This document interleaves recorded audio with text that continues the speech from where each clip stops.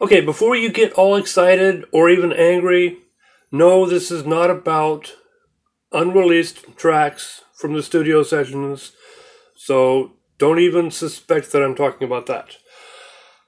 I'm going to say something probably a bit controversial because this is Neil Peart we're talking about.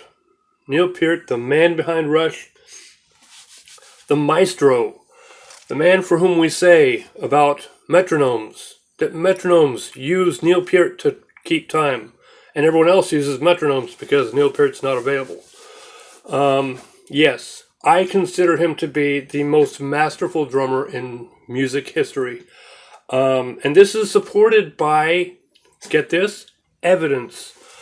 There's a YouTuber who does time correcting videos on drum sequences. And two videos that I noted more specifically. One on Van Halen's Runnin' with the Devil, where time correcting the drums on that song just butchered it all to hell.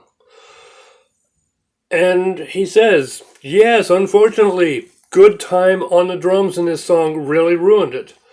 But then he did another video, and I'm going to link it up here, on Rush's Tom Sawyer. And the thing that he found most surprising about that video was that time correcting Neil Peart's drummings changed almost nothing. That Neil's drumming was so accurate. And this is something that we've all known. But this is evidence that that accusation is true. Yes, Neil Peart's drumming has always been pristine in its timing. He's the master. I'm sorry. So, that being put aside, I want to say something about whether or not it's right and proper to criticize his music. This is a comment from the guy who wrote the introduction to Milton's Paradise Lost. One of the reasons that he said that such things shouldn't be attempted is we have no right to criticize Milton's presentation unless we could do better ourselves. And of course, we all know no one can drum better than Neil Peart. Except for maybe Buddy Rich. But he was Neil's hero. But this is a question from Boswell's Life of Johnson. He quoted a passage where somebody said, we have hardly a right to abuse this tragedy, for bad as it is, how vain should either of us be to write one not near so good. And Ben Jonson said, why no, sir, that is not just reasoning. You may abuse a tragedy, though you cannot write one. You may scold a carpenter who has made you a bad table, though you cannot make tables. It is not your trade to make tables. And this is our justification for this very video, is that it is not our trade to be the composer of Clockwork Angels or any concept album like it. It is not our job to be a drummer. It is our job to be the fan of this drummer, the fan of this composer. I think realistically, considering Clockwork Angels, the concept album, it is in a class with, as far as I can tell, 3 other albums. The Who's Tommy, Pink Floyd's The Wall. You have to remember, this is Rush's only and first whole album, concept album. It is literally a narrative in songs. So before we start talking about my criticisms of it, let's appreciate the fact that it is an extremely exclusive club, including The Wall, Tommy, and maybe 1 or 2 of Jethro Tull's albums. Actually, only 1 if I remember. Right? I have a critic on the floor there. But let me get into what I was saying about Clockwork Angels. I was not comfortable with the transition between Headlong Flight and BU2B2. I just couldn't quite comfortably absorb how we could go from this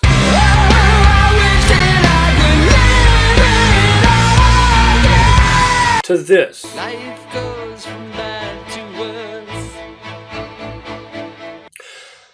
The transition is just too abrupt for me. I needed there to be something between those 2 songs to buffer the transition from the excitement and gratitude of Headlong Flight to the abysmal despair of BU2B2.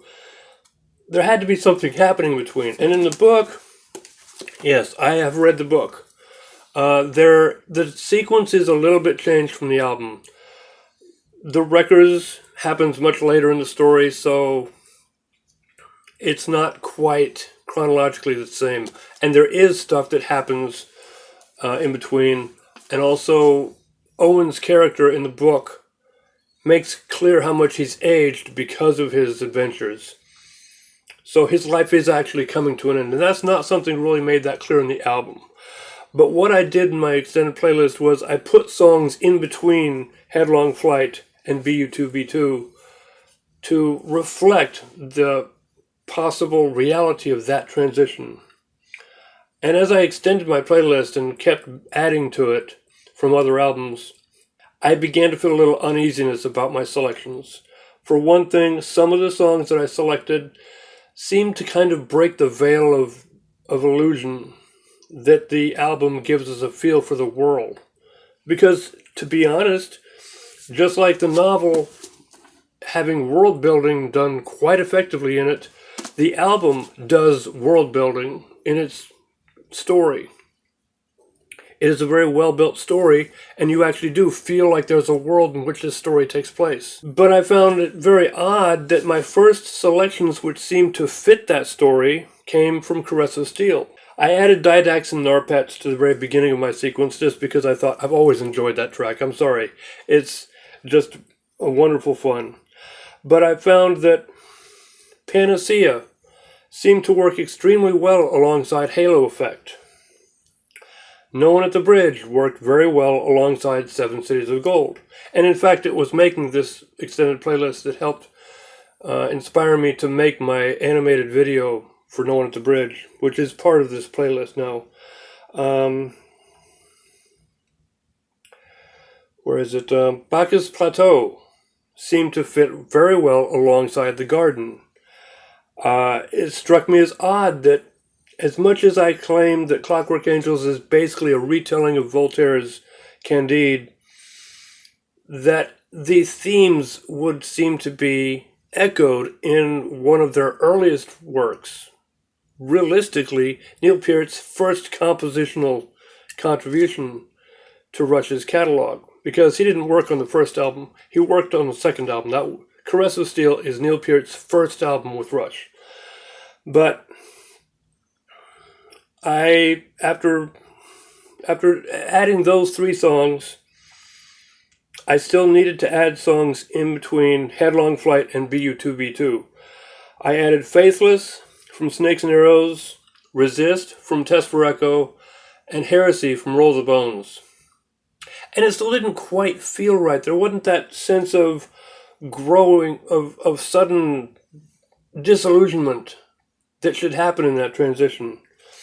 And thanks to my discussions with Louis Banizak, one of my co-administrators on the Rush Discussions page, he recommended that I add Between the Wheels from Grace Under Pressure, and that really seemed to cement that transition for me. So I went ahead and added it.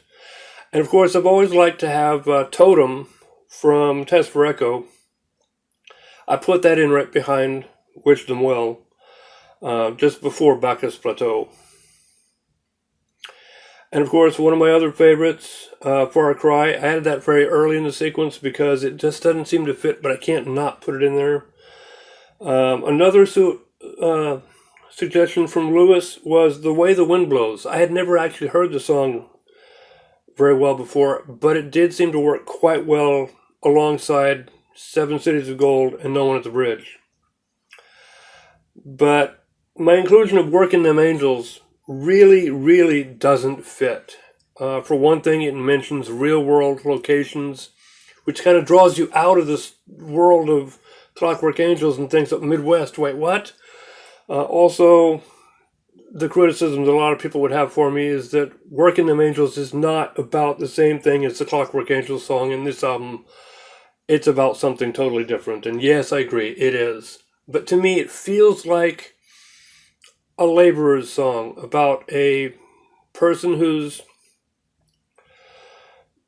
not so much pushing his luck in terms of thrill-seeking, but pushing his luck in terms of being able to get through life. That's what I feel about Working Them Angels. Pardon me. Let me drink some sparkling water. Not a sponsor. I'm just showing this off because of the name brand of the drink. It's totally unsweetened, really quite bitter. It's nothing but carbonated water with a splash of raspberry and lemon, but it's called Spindrift. We know what that means. But no, they're not sponsoring this video, so don't get all excited about that. I'm just doing it because I like it. No, actually, I don't like it. I just drank it because of the name. Lacking in flavor. Lots of lacking.